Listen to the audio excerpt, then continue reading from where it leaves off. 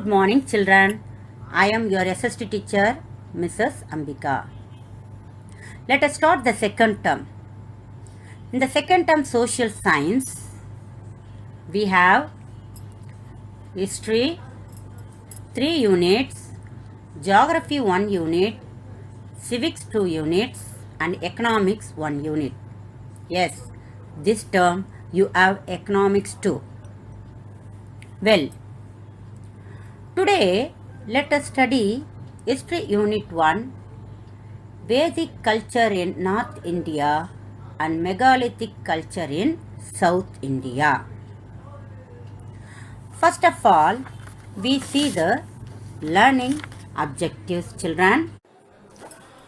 Learning objectives number 1. To know the origin and migration of Aryans into India, to identify the sources of study relating to the Vedic age, to understand the evolution of political, economic, and the religious structures in Rig Vedic and later Vedic societies, to locate the regions inhabited by both early and later Vedic people, to make the differences between early and later Vedic periods, and at last to understand the megalithic or Iron Age culture in India. This is what we are going to study in this lesson. First of all, let us go to see first Vedic age.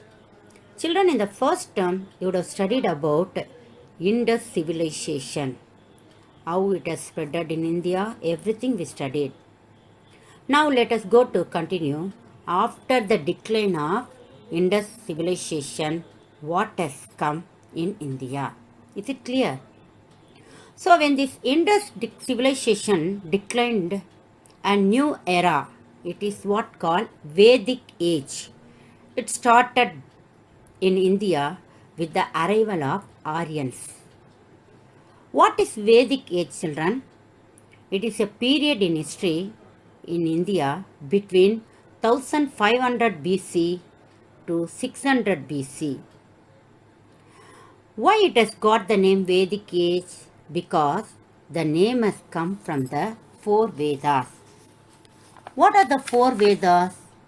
They are Rig, Yajur, Sama, and Atharvana. These are all the 4 Vedas in India. So from this Vedas only, this period has got the name Vedic age. Is it clear now? Next, we go to see who were the Aryans. The Aryans are Indo-Aryan language speaking, semi-nomadic pastoralist.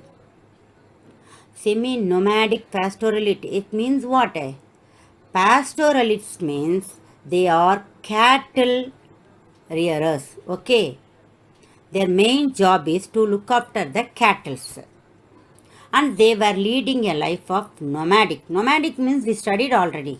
These people will not be settled in one place. They will be keep on moving.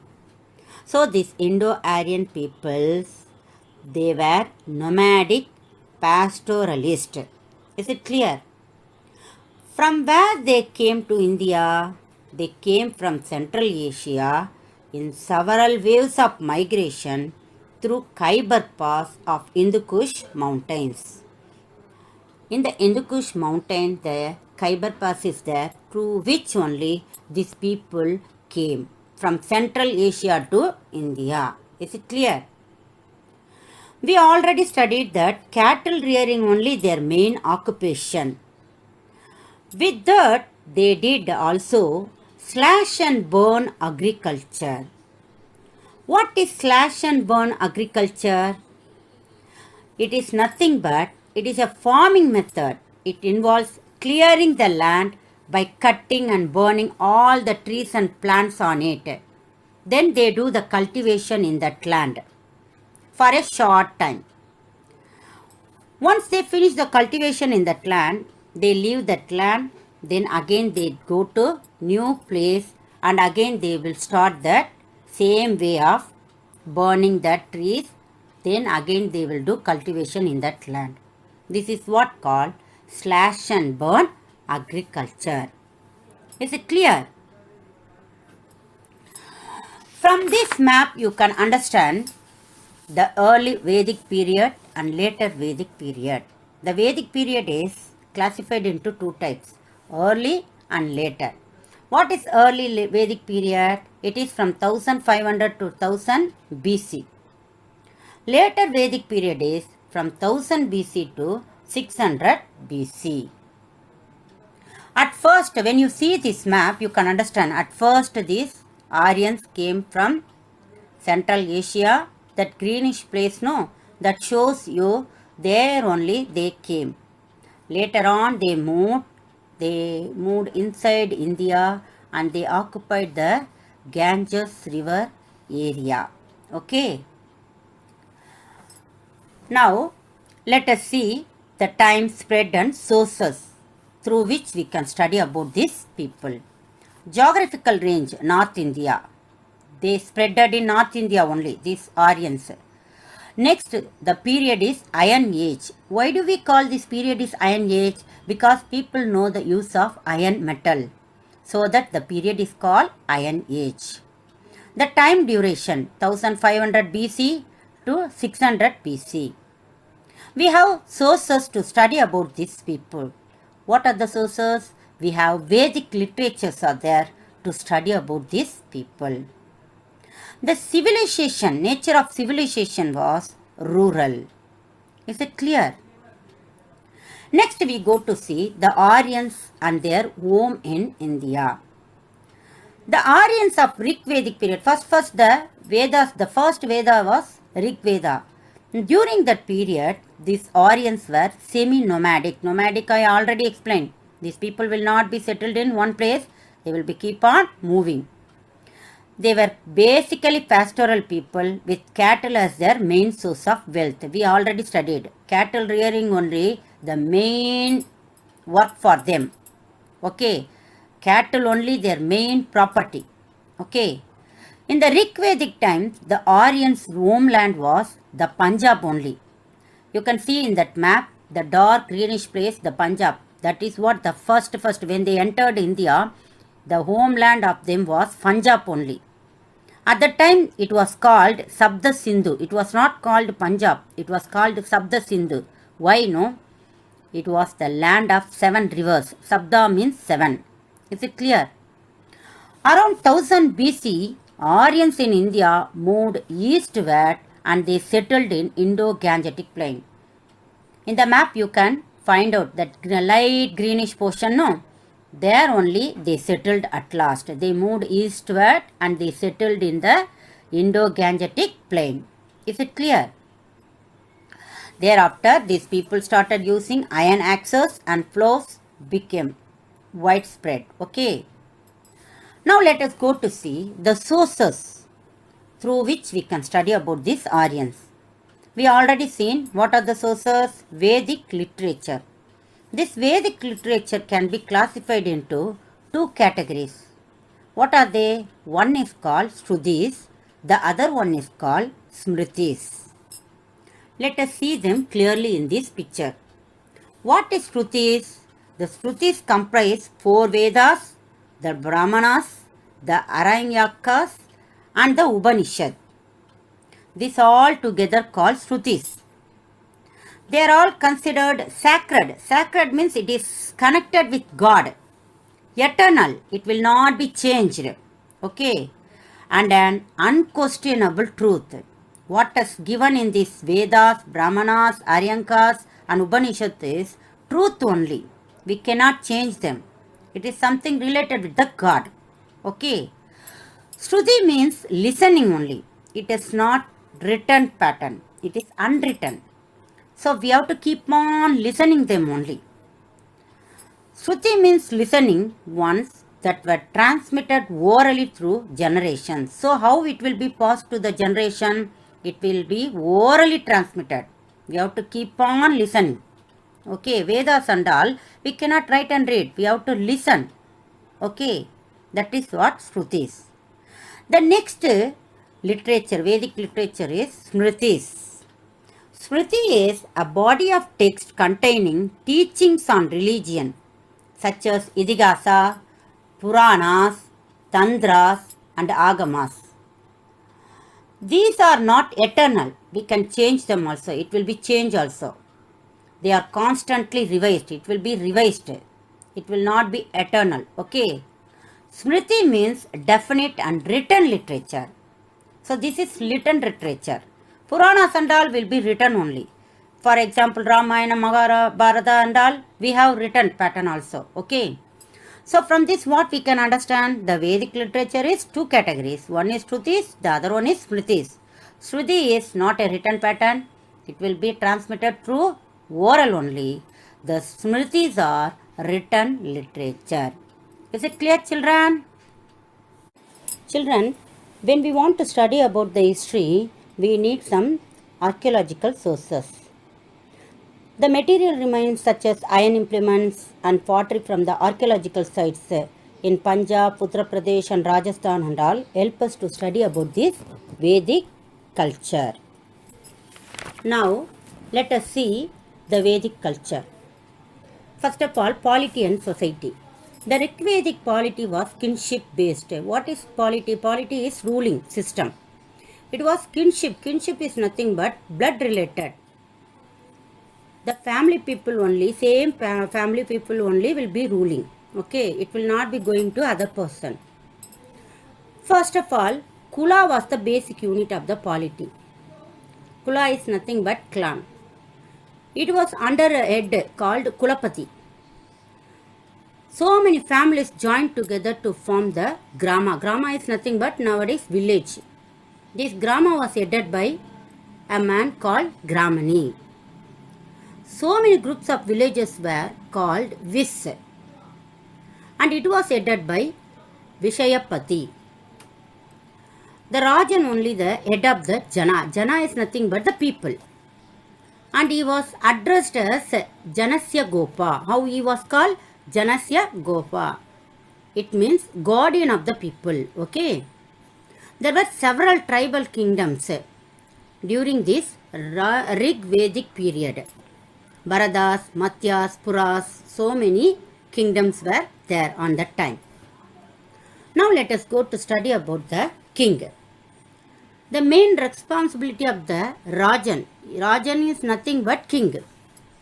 What was his main responsibility? To protect his people. But his powers were limited by tribal assemblies, namely Vedanta, Sabha, Samiti and Gana. From these four assemblies, the Vedanta only very oldest. What is Sabha? Sabha is a council of elders, elder people's group, committee. That is called Sabha. The other one is Samiti. Samiti is nothing but assembly of the people. Okay. The king appointed a Prohit. Prohit is nothing but a chief priest to assist him, to help him. Okay. In the economic, political and military matters and all, the king was assisted by the Senani. Senani is nothing but army chief. Gramani was the leader of the village. We already studied. Who was Gramani? He was the leader of the village. When the Aryans moved eastward into Ganges, Yamuna, Doab regions, the early settlements were replaced by territorial kingdoms. Hereditary kingship began to emerge. Hereditary means father after his son after his son, like that. That is started. In the monarchical form of government, monarchical means the king's rule. The power of the king increased. The king's power was more.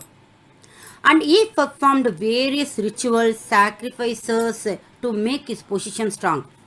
The king wants to strong his position. For that, he made so many rituals and sacrifices and all. Many janas or tribes were amalgamated to form Janapadas or Rashtras. Amalgamated means joined together. The janas, many janas joined together and it was called what? Janapadas in the Vedic period. Then later, what happened? The Samiti and the Sabha and all diminished, and the Vidata completely disappeared. All these assemblies went. New states emerged. New type of government started coming. Bali was a voluntary contribution of the people to the king. The people were voluntarily, willingly paying some amount as a tax to the king. It was called Bali. And in the later Vedic period, the Bali was treated as tax and it was collected regularly. The Kuru and Panchala kingdoms flourished, and large cities in Ayodhya, Indraprastha and Madura also emerged during this period. In this later Vedic period only, many new cities came, like Ayodhya, Indraprastha, Madura, all these cities started coming in this later Vedic period only. Is it clear, children? So from this what we can understand? Bali. What is Bali? A Bali is consisting of 1/6 of the agricultural produce or cattle for a person. Suppose a farmer produced some product, means from the total amount of the product, 6 portion is there, means 1 portion he has to pay as a tax to the government. That is called Bali. Okay. Now let us see the social organization. The Vedic family was patriarchal. Patriarchal is nothing but the father's community side will come ruling. The fair complexioned Aryans distinguished themselves from dark complexioned non-Aryans, whom they are called Dasyus and Dasas. The dark complexion, dark skin non-Aryans, they were called Dasyus and Dasas. In the early Vedic society, there were 3 divisions. The public were called Vis, the warrior were called Kshatriyas, and the priestly people were called Brahmanas. At the later stage, when the Aryans had to accommodate the non-Aryan skilled workers in their social arrangement, a rich fourfold Varna system was developed. That is, the priestly Brahmanas, the warrior Kshatriyas, the land-owning Vaisyas, and the skilled workers Sudras. Okay. Let us go to see the status of woman in the Vedic period. In the Rig Vedic society, women were relatively enjoyed some freedom. There were more freedom given to the woman in the Vedic period. How the wife was expected as the mistress of the household. Mistress means how the husband is given respect, like that the wife were given respect. Okay. She could perform rituals along with her husband in their house. Rituals means pujas and all. She was allowed to do with her husband in the house. Child marriage and sati were unknown. There were no child marriage, there were no sati. There was no bar on the remarriage of widows. And then, nevertheless, the women were denied right to inherit property from their parents. Even though the women were given so many freedom, but the women were not given the right to take the parents' property. Okay. They played no role in public affairs. It means they were not allowed to participate in any politics. Okay. In the later Vedic period, the role of the woman in the society as well as their status, even within the family, also declined. Okay, they were not allowed to do anything in the later Vedic period.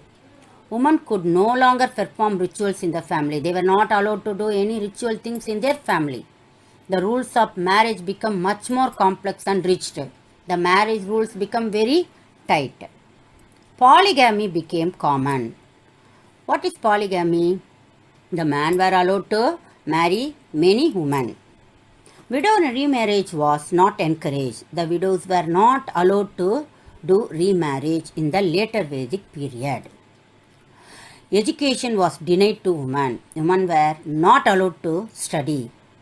Intercaste marriages were spurned.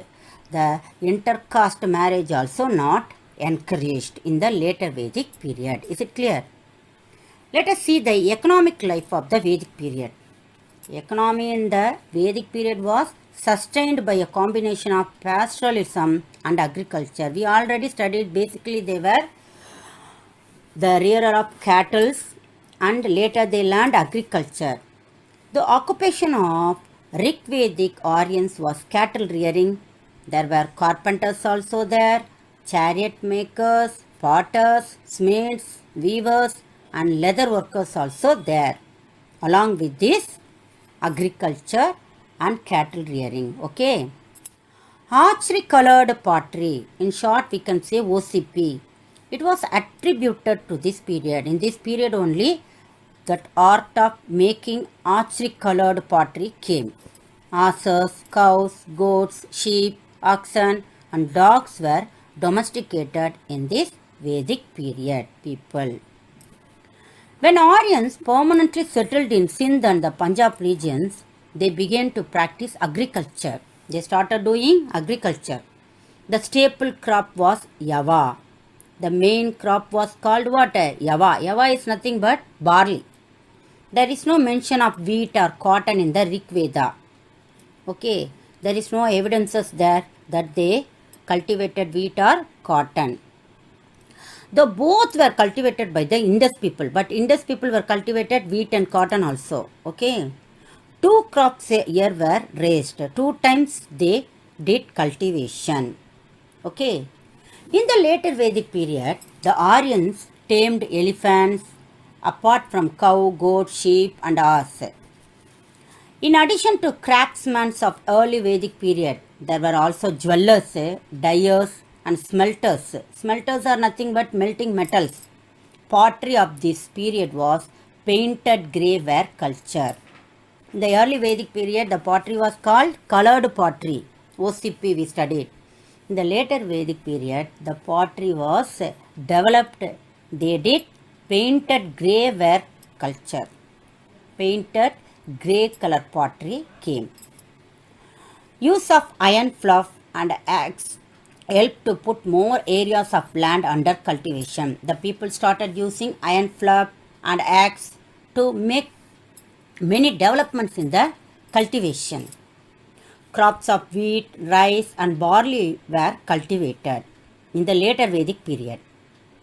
With the growth of agriculture, the idea of private possession of land came into existence.